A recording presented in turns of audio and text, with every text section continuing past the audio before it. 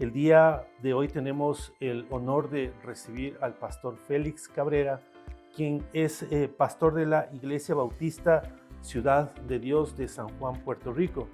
Con él nosotros abordaremos temas importantes relacionados a la teología pastoral que en razón de nuestra tarea de investigación del proyecto que llevamos a cabo en la carrera de Teología Pastoral del Instituto Rumiñahui estamos desarrollando. Mi querido pastor, sea bienvenido pues a esta entrevista.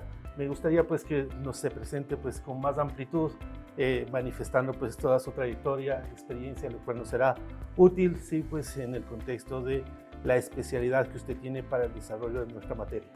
Bueno, primero un placer, un gozo estar con ustedes. Gracias por la invitación y espero que este tiempo sea de grande bendición para los estudiantes. Como dijo, soy primero hijo de Dios, esposo de Denise. Tenemos dos hijas, Andrea, que vive en Estados Unidos, ya se graduó de la universidad, Adriana, que todavía está en casa. Soy uno de los pastores de la Iglesia Bautista Ciudad de Dios en San Juan, Puerto Rico, y tengo el honor de ser el director asociado del seminario Southwestern Theological Baptist Seminary en Fort Worth, Texas, y el director ejecutivo de Endos Network, que es una familia de iglesias que tiene un componente de ayudar a iglesias locales a formar hombres para el ministerio pastoral. Bueno, muchísimas gracias. Es muy importante pues su presencia entre nosotros. La hemos estado esperando en razón de que nuestra tarea y evidentemente pues que se ha visto fortalecida por el programa Endos en nuestro país, de igual manera pues por muchos pastores que han sido formados en Fort Worth, Texas, en el Baptist Theological Seminary de Fort Worth, y en virtud de ello pues nosotros hemos planificado como carrera realizar una investigación en el entorno local, en el entorno nacional, y hemos hecho en un inicio pues una serie de encuestas en la cual pues hemos identificado cierto tipo de necesidades que tienen tanto las iglesias como los pastores para poder proclamar y predicar el evangelio pues de una manera fundamentada, técnica, y que evidentemente pues manifieste la verdad de Dios en un contexto en el cual pues no ha sido predicado, porque no es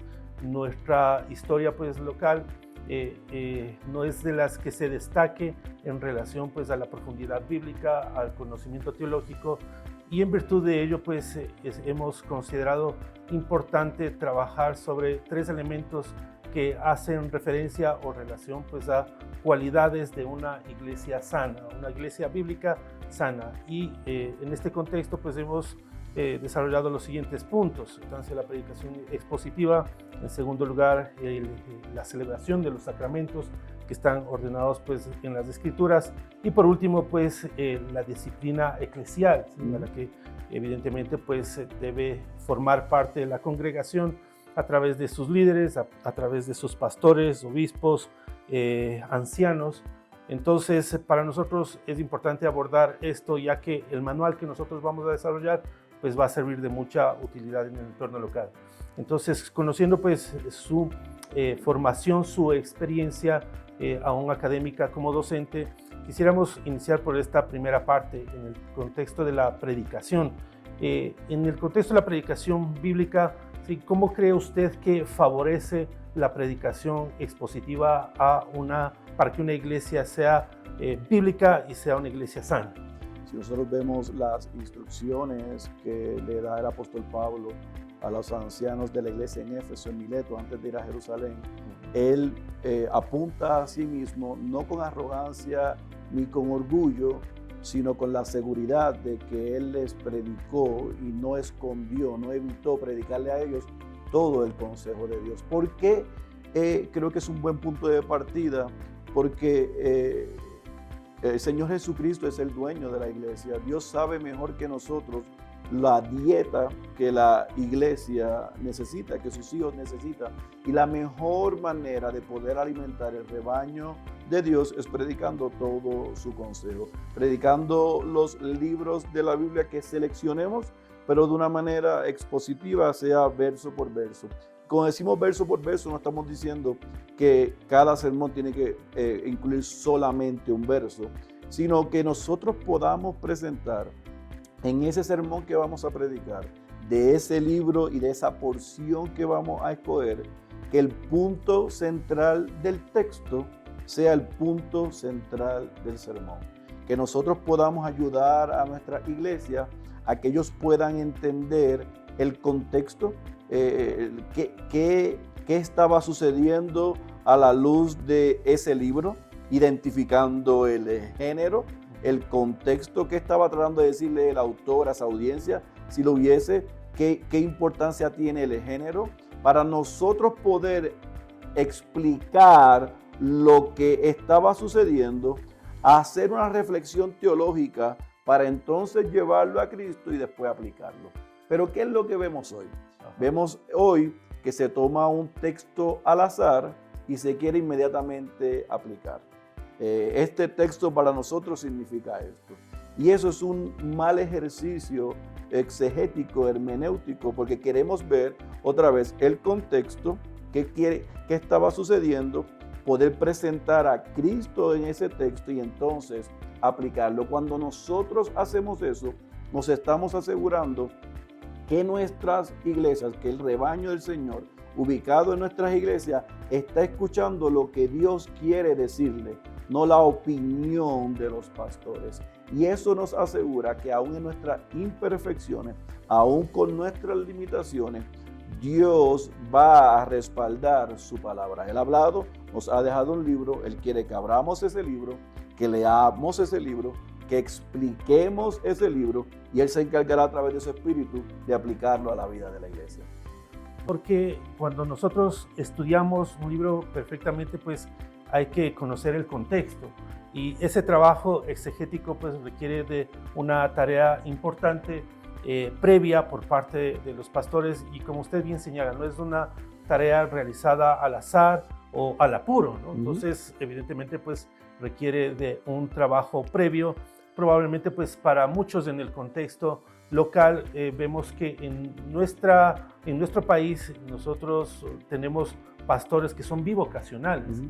Y para desarrollar un sermón con un adecuado trabajo hermenéutico, exegético, como usted bien señala, realizando una correcta reflexión teológica, es necesario invertir tiempo. ¿Cuánto tiempo usted considera que un pastor debería invertir tanto en el contexto univocacional, siendo pastor exclusivo en la iglesia, o bivocacional cuando los pastores deben laborar para su sostenimiento y al mismo tiempo dirigir a la congregación? Yo creo que Dios es justo, así le llamo yo a los pastores bivocacionales, que ante la realidad de que sus iglesias no les pueden proveer el completo sostén económico, ellos se ven en la necesidad de trabajar de manera, como decimos, secular y también al mismo tiempo, porque siguen siendo pastores a tiempo completo, prepararse, predicar y atender el rebaño del Señor. Entonces, yo contestaría esa pregunta a mis hermanos que son pastores bivocacionales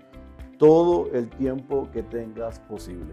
Porque si tú tratas de hacer el esfuerzo con el tiempo que tienes de organizarte, de cuidar tu relación con el Señor, de cuidar tu tiempo con el Señor, de cuidar el tiempo con tu familia, el Señor va soberanamente a proveer los medios y los espacios para que puedas prepararte y estudiar el texto y hacer el trabajo para alimentar el rebaño del Señor. Y nosotros hemos visto que cuando se le es fiel a Dios y se tienen las cosas en orden, los pastores bivocacionales entonces son respaldados por el Espíritu. Lo que yo no recomiendo es que se comparen. Porque cuando llega la comparación, llega la frustración. Y un pastor que está a tiempo completo, asalariado, puede tener probablemente y seguramente mucho más tiempo para leer el texto, ir a los idiomas originales, hacer su hoja de trabajo, su bosquejo homilético, ver otros sermones que se han predicado, leer comentarios y quizás tiene 40, 60 horas para hacer eso. Pero un pastor bivocacional no lo tiene por su realidad. Ambos son llamados por el Señor, ambos deben depender del poder del Espíritu y ambos deben descansar que nosotros somos solamente los mensajeros. El poder no está en el mensajero, está en la palabra predicada. Si nosotros somos responsable ante nuestra realidad, el Señor lo va a respaldar. Así que yo animo a los pastores bivocacionales a que no se comparen y que hagan el mejor uso del tiempo posible para que cuando se paren delante de Dios y de parte de Dios reciban el respaldo de Él. Así, en el contexto de la predicación y de la predicación expositiva, estamos de acuerdo que el trabajo debe ser bastante claro por parte del pastor, para él mismo y asimismo el momento en el que realiza la exposición o la predicación a su congregación. Ha surgido las preguntas dentro de los alumnos que nosotros tenemos en nuestro instituto en la carrera de Teología Pastoral en lo relacionado a la retención del mensaje por parte de la congregación. Entonces todos manifiestan su preocupación. ¿En qué contexto? En el contexto pues de que la predicación puede ser muy buena, la enseñanza pues establecida pues a través de una adecuada metodología, más sin embargo hay una mínima retención por parte de la congregación en cuanto al mensaje. Entonces la pregunta de ellos comúnmente es, bueno, ¿qué metodología ahora usamos para la parte final y aún posterior en la siguiente semana para que el mensaje tenga cabida en el pensamiento y aún en el estudio personal de cada miembro de la congregación?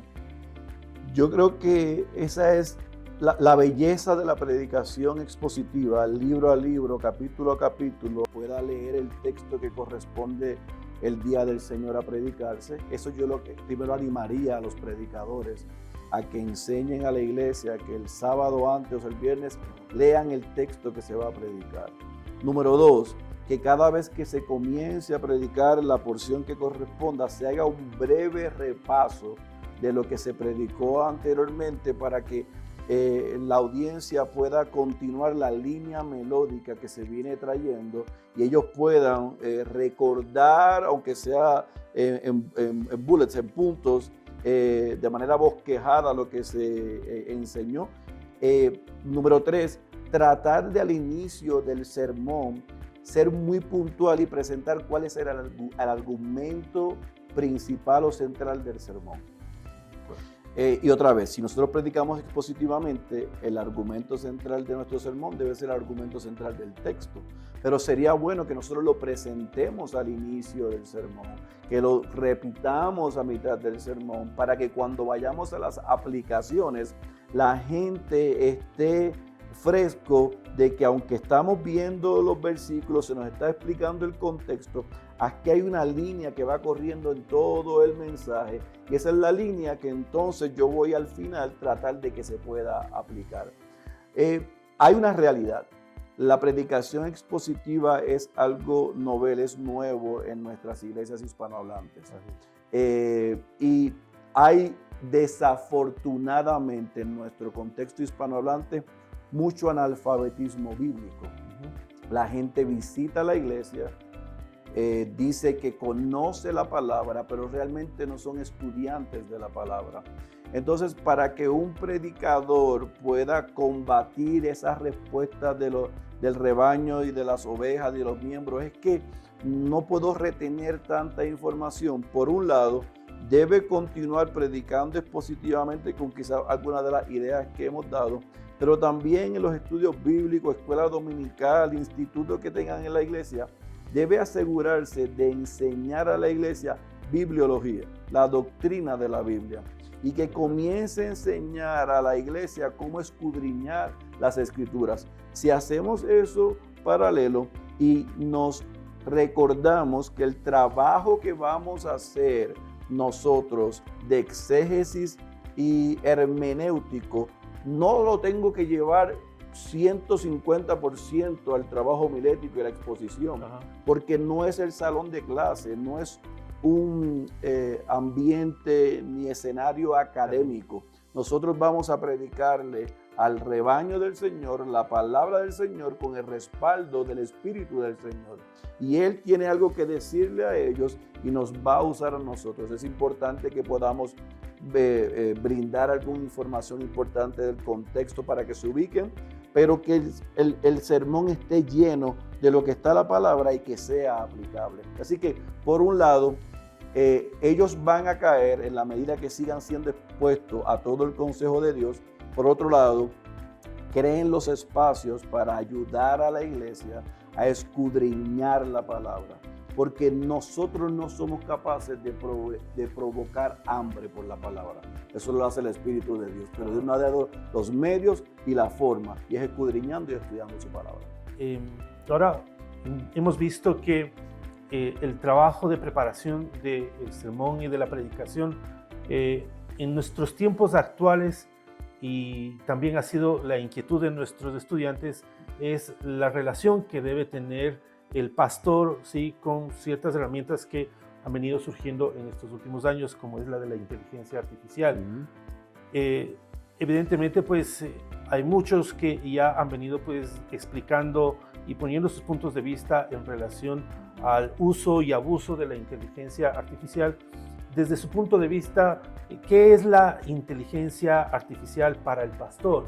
¿Qué debería hacer y cómo debería manejarla en este contexto de la preparación de su sermón y de la predicación expositiva? Yo creo que esa es una gran pregunta que gente que sabe más que yo y tiene más experiencia que yo todavía no saben cómo contestarla. Y como yo le digo a los residentes, después de haber sudado el texto, después de yo haber hecho mi trabajo de leer, de yo poder hacerle las preguntas al texto, ciertamente de la misma manera que yo voy a comentarios o vamos a herramientas como logos, yo creo que hay espacio para hacer algún tipo de consulta, quizás para colocarlo en un orden, ese tipo de cosas. Lo que para mí es peligroso, no solamente en la predicación, sino en todas las otras facetas, en la vida de la iglesia, pero también en la vida de la sociedad, es que reemplace el esfuerzo, la dedicación, pero sobre todas las cosas, la responsabilidad que tienen los pastores de ser los instrumentos y mensajeros para que Dios, a través de su palabra, le hable al pueblo. Nosotros queremos que sea esos hombres que Dios ha colocado como regalo a la iglesia y no una máquina que esté enseñándole a la iglesia. Así que yo creo que puede ser un instrumento posterior a todo el trabajo que nosotros hacemos. Yo creo que sí, pero tendría mucho cuidado. No me atrevo a decir que lo descartaría de plano, porque hacer eso pudiese rayar en criticar otros medios que hay que se están utilizando. Entonces yo creo que puede tener su lugar y su espacio siempre que no reemplace el trabajo y el esfuerzo que tiene que hacer el pastor. ¿Cuál es el peligro? Principalmente con pastores bivocacionales, con pastores que están cobrando, o sea, están asalariados a tiempo completo, porque yo creo que pastor bivocacional o no, todos somos a tiempo completo, pero el que está, la iglesia está creciendo, tiene muchas consejerías, que entonces encuentre en la inteligencia artificial quien le va a preparar el sermón el sábado por la noche para predicarlo a la iglesia. Y si nosotros caemos en esa práctica o en esa trampa, entonces yo no creo que seríamos irreprochables. Yo no creo que seríamos irreprensibles. Yo creo que estaríamos denigrando la aptitud y capacidad que tenemos nosotros para enseñar, y tomaríamos en poco la instrucción del apóstol Pablo en 2 Timoteo 2:2, de que podamos escoger dentro de nuestras congregaciones hombres que sean capaces de enseñar a otros. Porque si va a enseñar una máquina, yo me estoy descalificando. Entonces, creo que puede ser una ventaja, pero puede ser un gran peligro si no se utiliza de una manera razonable. El uso de la inteligencia artificial solamente pues viene a ser como una fuente de información y evidentemente pues el trabajo de la homilética debe ser correctamente preparado, como hemos manifestado pues a través del trabajo exegético. Y en este contexto, ¿no? Nosotros estamos viendo pues que es necesario un proceso. Sin embargo, en la preparación del sermón se llega a identificar pues estos sistemas de interpretación bíblica. Entonces vamos hacia una corriente y hacia otra corriente, pero finalmente pues establecemos puntos difíciles cuando predicamos el Evangelio, como es pues el separar al Antiguo Testamento del Nuevo Testamento del plan de Dios, a no relacionar o no querer relacionar el plan de Dios con Israel y el plan de Dios con la iglesia, ¿sí? Cómo aplicamos o cómo trabajamos para dar un fundamento adecuadamente bíblico en cuanto pues, al uso de un sistema de interpretación bíblica idóneo? Esa es una gran pregunta y yo creo que la respuesta está en si predicamos expositivamente, predicamos todo el consejo de Dios, se evita el que por nuestras preferencias o nuestras convicciones nosotros podamos alinearnos a una izquierda o a una derecha.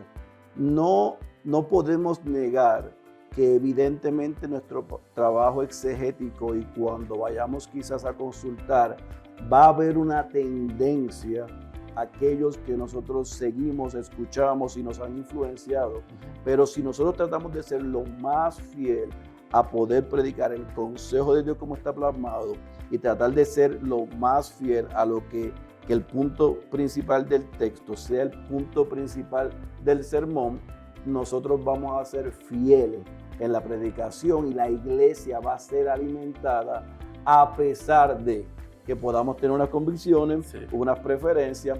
Hay pastores, y no quiero mencionar nombres, que pueden tener un lente interpretativo específicamente sobre el plan de Dios con Israel y cómo probablemente pueda diferir de la iglesia, pero como él se ha esforzado todo su ministerio en predicar expositivamente y todo el consejo de Dios, muy raras veces tú puedes ver que él está tratando de empujar no solamente a su iglesia, sino a la audiencia que tiene, porque es un pastor reconocido, a que lo interpreten como él. Y yo creo que eso es un ejercicio responsable. Nosotros no podemos evitar que la gente conozca eso, pero podemos tratar de mantenernos lo más fiel al texto y por eso, aún la predicación expositiva consecutiva, verso a verso, capítulo a capítulo, libro a libro,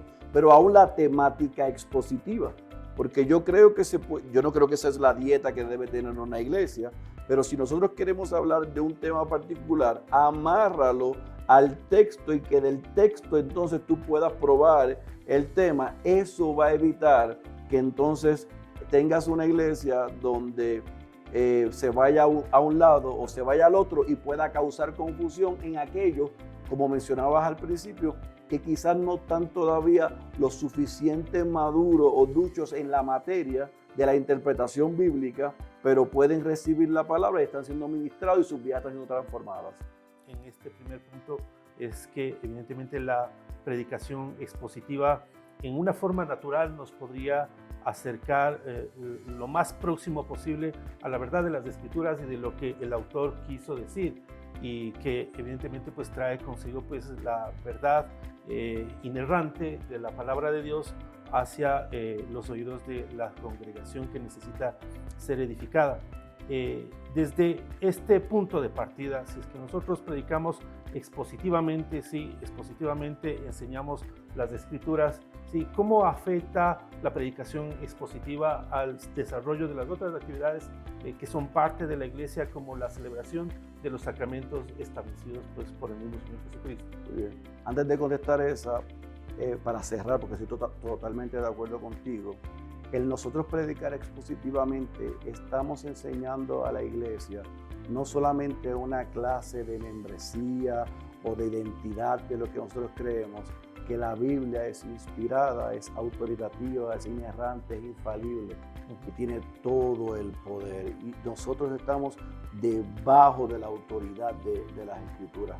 Dicho eso, entonces, para contestar la pregunta, nosotros creemos que, yo sé que muchos reformados lo llaman sacramento, los bautistas reformados, muchos de nosotros le llamamos ordenanzas, pero lo que es la cena del Señor y el bautismo, si nosotros predicamos todo el consejo de Dios y nosotros les ayudamos a nuestras congregaciones a entender lo que es la iglesia, quiénes son parte de la iglesia, entonces las ordenanzas o los sacramentos tienen un alto valor, porque ambos son solamente partícipes aquellos que son miembros de la iglesia.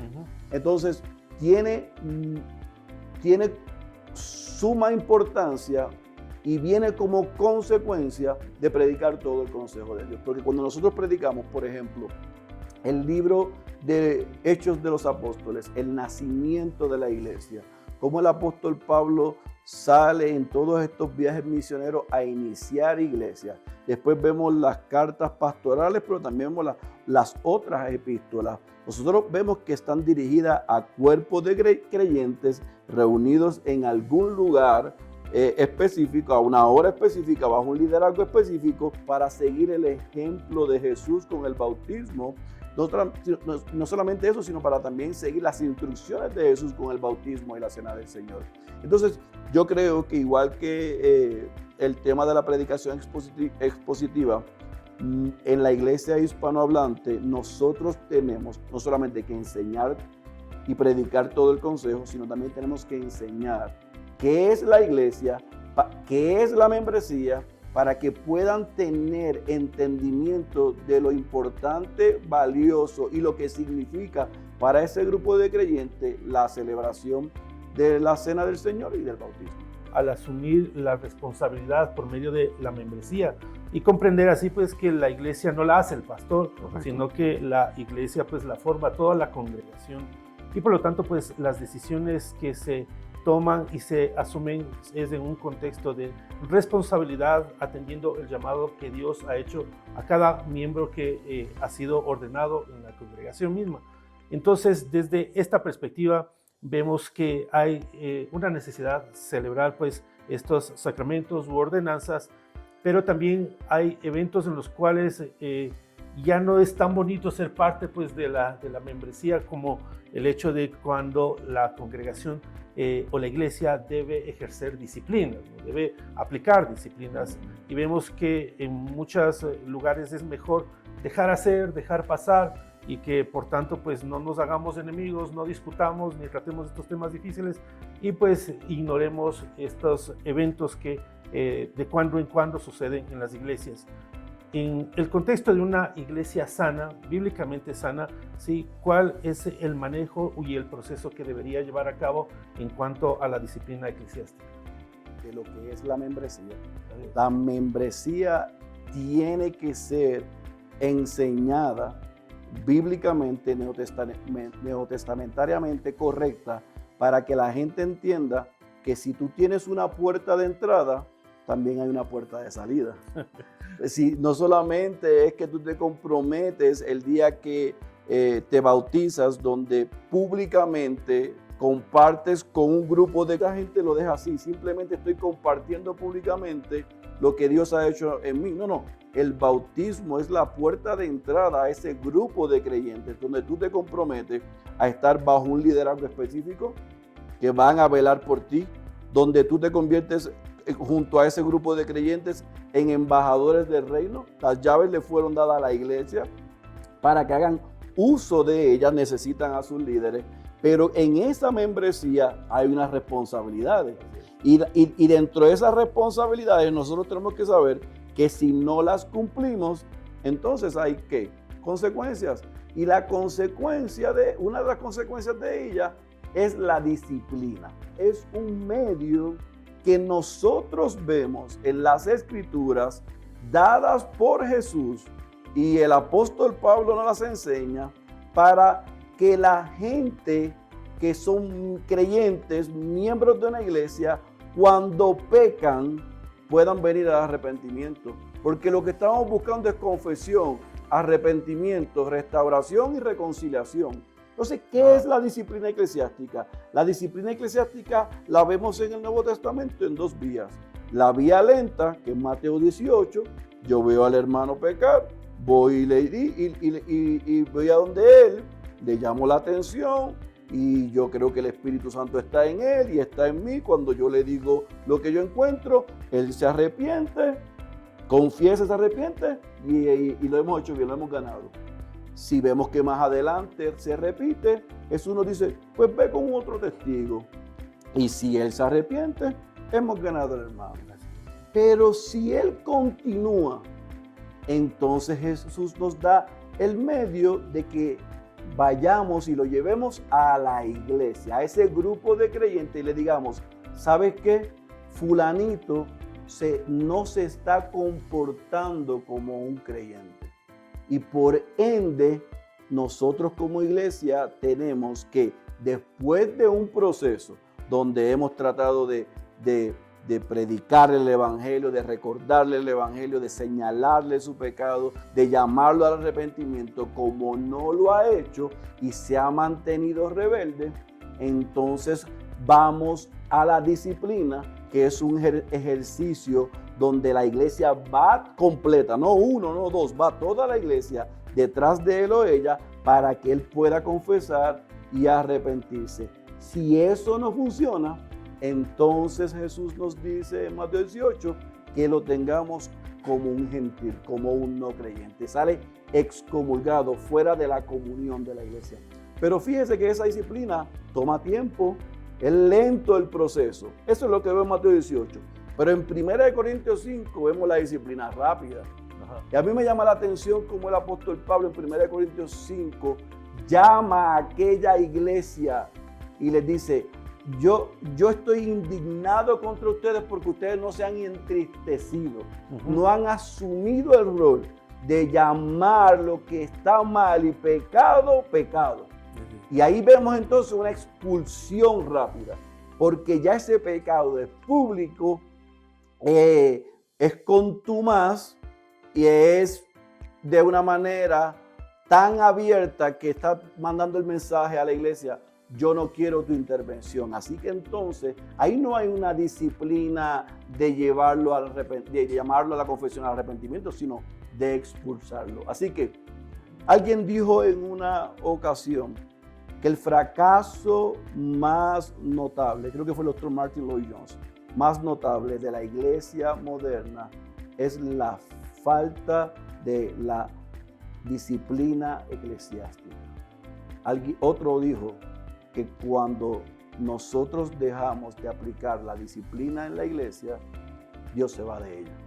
Así de serio es que nosotros entendamos lo que es la membresía, lo que es la iglesia y cómo nos ayudamos los unos a los otros para buscar confesión, arrepentimiento, restauración y reconciliación. Si ninguna de esas cosas después de un tiempo se obtiene, entonces Jesús nos da la forma para que entonces lo tengamos por gentil y tengamos que sacarlo de la comunión de la iglesia. Así que la disciplina es sumamente importante, pero no la podemos practicar si no sabemos lo que es la iglesia y cuáles son las responsabilidades de la membresía. Muchas gracias por sus comentarios, por su enseñanza, querido pastor. Solamente para concluir esta primera parte, cuando nosotros vemos en el contexto de la congregación y de la iglesia que ya no solamente pues son pecados conocidos que frecuentemente la persona cae, probablemente pues alguien que tiene un problema de vicio con el alcohol o con alguna droga, pues lo que se propende es que la persona pues salga de ese entorno, pues traerlo sí, pues a la comunión de la iglesia y por lo tanto pues prestarle ayuda en el contexto espiritual. Pero en el contexto legal, ¿sí?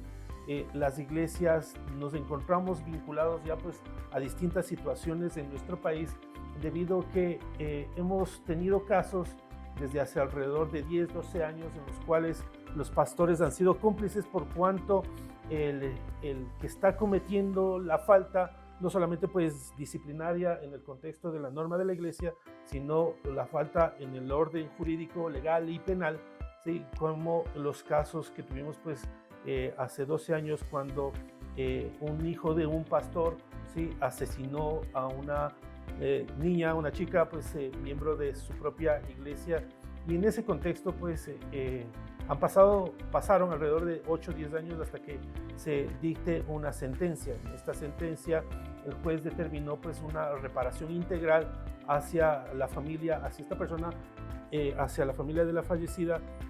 Y para que esto no se vuelva a repetir, pues se señaló una disposición u ordenanza para que todos los pastores sean registrados en el gobierno bajo una elección por parte de la congregación. Pero también importante, pero el saber cómo manejar aquello, pues es lo que implica la dificultad en las congregaciones. ¿Por qué? Porque se conoce el delito por parte de un miembro de la congregación.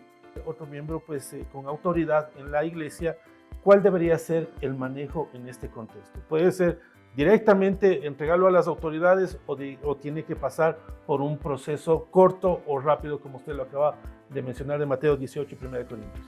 Depende del país, depende de la reglamentación, lo que dicta la ley por país, de qué es lo que se exige que se haga y el manejo de situaciones que son públicas. A grosso modo y de manera general, yo pudiese decir que nosotros como pastores debemos tener sumo cuidado con la interpretación que le damos a la confidencialidad. Ajá. Porque pudiésemos utilizar la confidencialidad para colocarnos en una posición y colocar a la iglesia en una posición que sería contraria a la ley del César, a las leyes del gobierno del país que se rige. Nosotros deberíamos atender eso inmediatamente, pero en el seno de la membresía de la iglesia. Lo que deberíamos ser cuidadosos es de que cuando eso llega a nuestra atención, que se proceda con todo el protocolo que la iglesia tiene establecida, pero también con todo el protocolo que establece la ley en el país o en el lugar, pero que se le informe a la membresía de cómo se va a operar. Después que se haga eso, en casos como hemos visto de abuso sexual, la iglesia tiene que ser transparente y poder demostrarle a la sociedad que el cuerpo de Cristo, que la novia de Cristo, que la iglesia del Señor maneja las cosas para que traigan gloria a Dios, de una forma que es con transparencia y con claridad. Lo que debemos tener cuidado es no esconderlo para decir que vamos a guardar la reputación cuando lo que pudiésemos estar haciendo es lacerando y afectando la novia de Cristo. Pero otra vez, la parte legal, yo tendría que ser muy responsable, que todo va a depender del país y del contexto. En algunos casos, recuerda que la disciplina lo que está buscando es confesión. Si hay alguien que ha cometido un crimen y lo confiesa, al ser algo público hay que llevarlo a la membresía. Casos como el que muy bien dijo de alcoholismo y ese tipo de casos, que son pecados que se confiesan y se busca ayuda de sus pastores en un proceso de consejería, lo que estamos buscando es la confesión, el arrepentimiento y la restauración de ese alma. Entonces, no necesariamente hay que estar compartiendo todo ese tipo de pecados en cada reunión de miembros o haciéndola pública. Entonces, hay que conocer el contexto legal y entender bien la realidad de que lo que estamos buscando es cuidar al rebaño, pero también glorificar al Señor de esa manera. Recibiendo pues de estos aportes importantes, dentro de los cuales pues hemos tratado el contexto de la predicación expositiva, de los sacramentos u ordenanzas en la iglesia y de la disciplina eclesiástica. Vamos a hacer una pausa para continuar pues con nuestra segunda parte de esta entrevista.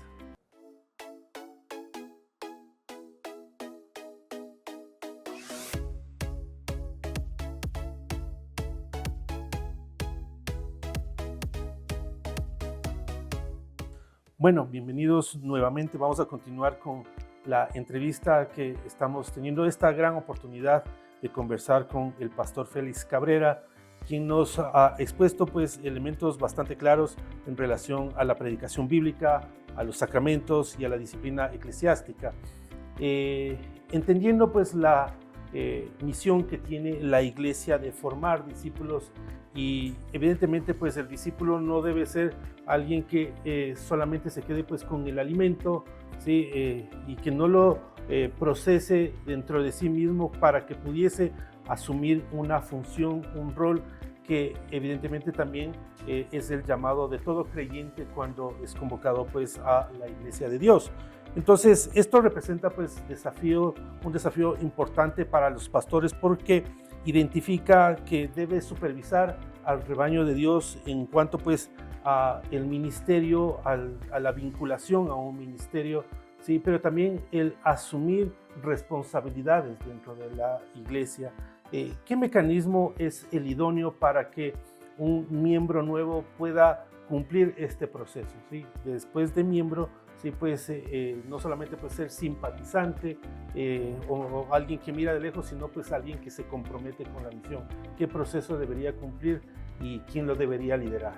Yo creo que uno de los grandes desafíos que tienen los pastores es que para poder desarrollar líderes, por un lado, una cultura de evangelismo y por otro lado, por ende, una cultura de discipulado.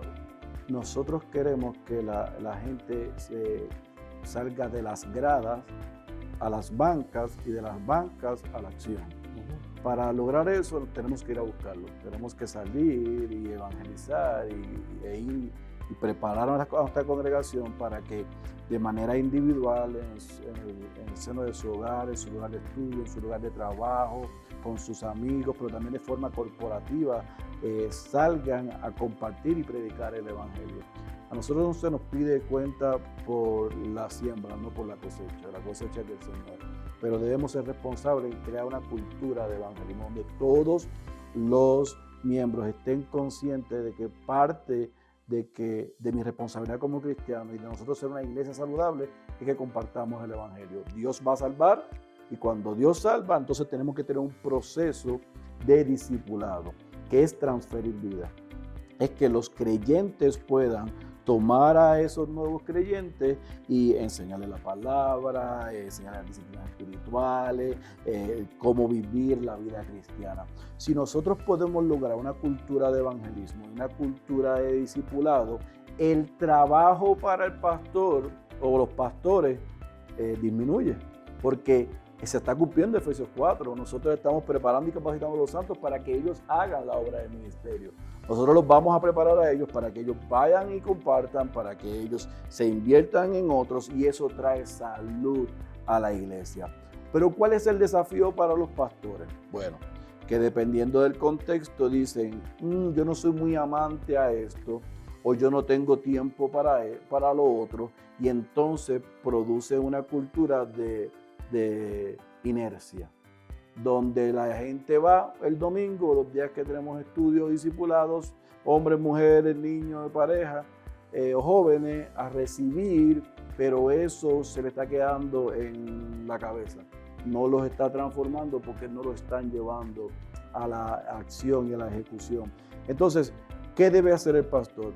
Revisar dónde está su iglesia en cuanto al evangelismo y al discipulado. Y si me pide una recomendación, yo invertiría mucho en eso, porque eventualmente a la larga va a ser el trabajo de la pastoral mucho más fácil, porque tiene una iglesia conectando, compartiendo el evangelio y ayudando a los creyentes, a los nuevos creyentes a crecer. Cuando eso pasa, entonces podemos decir que hay salud en la iglesia. Se está predicando todo el consejo, hay un entendimiento de lo que es la iglesia, de la membresía, de su liderazgo. Bien, hace un momento usted hizo una cita refiriéndose pues a lo que Pablo enseña a su discípulo amado Timoteo en Efesios 2:2. Entonces, segunda de Timoteo 2:2. Perdón, segunda de Timoteo 2:2. Perdón. Entonces, cuando habla Pablo, pues le está mencionando pues que él debe invertir tiempo, sí, para formar hombres fieles que sean idóneos para enseñar a otros. Entonces, son dos características que son pues muy importantes dentro del servicio de la iglesia y en este contexto pues vemos que es importante desarrollar un liderazgo en la iglesia en el cual pues esta multiplicación de líderes pues sea un trabajo consecutivo, permanente, pero esta característica, ¿qué tan importante es la fidelidad y la idoneidad y cómo la formamos en la congregación a la hora de escoger los líderes? Si hay una cultura de evangelismo y hay una cultura de discipulado, los pastores van a tener tiempo para identificar los hombres que la misma iglesia pueda decir, ellos son 1 Timoteo 3, Tito 1. Ellos anhelan, ellos son aptos, su carácter se está formando, tienen buen testimonio con los de adentro, pero también con los de afuera. Han pasado la prueba del tiempo, entonces yo tengo el tiempo para de manera orgánica comenzar a invertirme en ellos, a ir sobre las escrituras con ellos, a ir sobre libros de formación de carácter, a ir a repasar esas características y trabajar con ellos y comenzar a darle responsabilidades en la vida de la iglesia sin darle títulos. Porque los títulos pueden dañar el corazón o nos puede mostrar lo que hay en el corazón, las motivaciones. Entonces es darle la oportunidad que sirvan y ver cómo la iglesia los percibe. Cuando nosotros hacemos eso de manera orgánica, ahí usted va a tener los próximos maestros de escuela dominical, líderes de grupo pequeño, diáconos, asistentes pastorales para formación, residentes y eventualmente pastores. Pero tenemos que empezar en el evangelismo, tenemos que enseñarle a la iglesia que es el discipulado, que es la transferencia de vida, cuán importante es las 59 veces los unos a los otros. Cuando eso está sucediendo, los pastores entonces se van a poder dedicar a predicar la palabra, todo el consejo de Dios, e identificar los hombres, invertirse en ellos, llamarlos para que la iglesia tenga más líderes, pero también para enviarlos a multiplicarse. Yo creo que eso es la manera orgánica que yo veo al apóstol Pablo en el Nuevo Testamento, desde el libro de Hechos y en todas sus cartas cuando menciona tantos y tantos nombres que él lo hizo. Ellos lo vieron, ellos lo escucharon, él les dio oportunidad, él los corrigió y entonces él los envió. No hay que inventar la rueda, hay que regresar al libro. Y yo creo que cuando regresamos al libro, la iglesia va a ser sana, porque la responsabilidad de capacitar a los santos y de preparar líderes y de llamar pastores no es de ninguna institución académica, no es de ningún seminario, es de la iglesia local. Y eso nosotros no lo podemos olvidar. Todo lo demás son ayudas que necesitamos, son entes que perfeccionan, refinan, suplen áreas que evidentemente no podemos tener como quisiéramos en la iglesia local. Pero dicho sea de paso, los seminarios vienen porque la iglesia local no estaba haciendo su trabajo. Si la iglesia local regresa a ser la iglesia del Nuevo Testamento, nuestras iglesias van a cambiar y lo que estamos orando va a suceder, va a venir un avivamiento real, porque viene por el Espíritu de Dios, no es fabricado con ideas y proyectos humanos. Bueno, entonces estamos considerando pues esta formación hacia los ancianos, diáconos, y aún para los pastores, y la forma en la que identificamos y evaluamos a los líderes de la congregación. Pero dentro de uno de los libros que se expone pues en este proceso de formación de Endos, y pues está el libro del pastor Juan Sánchez que comentábamos hace un momento, y hablaba pues de liderazgo en cuanto pues al pastor, y vemos que el pastor tiene pues una alta responsabilidad en la congregación, pero también debe ejercer un alto liderazgo en relación pues a su esposa y a sus hijos. Entonces, ¿cómo debería ser ese manejo tanto en la iglesia por parte del pastor en la formación de líderes? Asimismo, ¿cómo debería ser este trabajo que hace el pastor en su casa con su esposa y con sus hijos? Tener el orden de prioridades correcto. Enfoque primario es mi relación con Dios. El segundo es mi relación con mi esposa. Tercero, mis hijos y mi casa. Entonces, las ovejas, la iglesia está en el lugar correcto y entonces lo que yo enseño tiene fuerza, porque esos que aspiran al ministerio pastoral pueden ver que la característica en 1 de Timoteo 3, que sea marido de una sola mujer y que gobierne bien su casa y que tiene sus hijos en sujeción, ellos están viendo, no que estamos haciéndolo a la perfección, sino que lo que estamos enseñando lo estamos tratando de vivir. Eso, querido hermano, en mi experiencia de 20 años como pastor, es un fuego que Dios usa en la vida de aspirantes y de jóvenes y de otros hombres. Es decir, yo quiero servir al Señor y quiero servir a su iglesia, pero lo quiero hacer de la manera que estos hombres me están enseñando en residencias, discipulados, a través de libros, pero también a través de la vivencia. Así que, para ser puntual en la respuesta, un orden de prioridades correcto produce balance, produce multiplicación. Y se nos hace necesario replicar aquellas enseñanzas pues hacia nuestra iglesia, hacia nuestras congregaciones. Sí, ¿qué perspectiva tiene de aquí adelante del programa Endos en nuestro país? Principalmente por el contacto de alguien común que nos une, que es Bolívar, y cómo Dios fue orquestando a través de los años el que pudiéramos no solamente conocernos, sino que en el momento que el Señor quería, poder abrir esta primera residencia en la iglesia local, con la visión de no solamente preparar hombres para esa iglesia local, respaldar otras iglesias locales para ver un movimiento de plantación de iglesias, revitalización de iglesias, no solamente en Quito, sino en todo el Ecuador.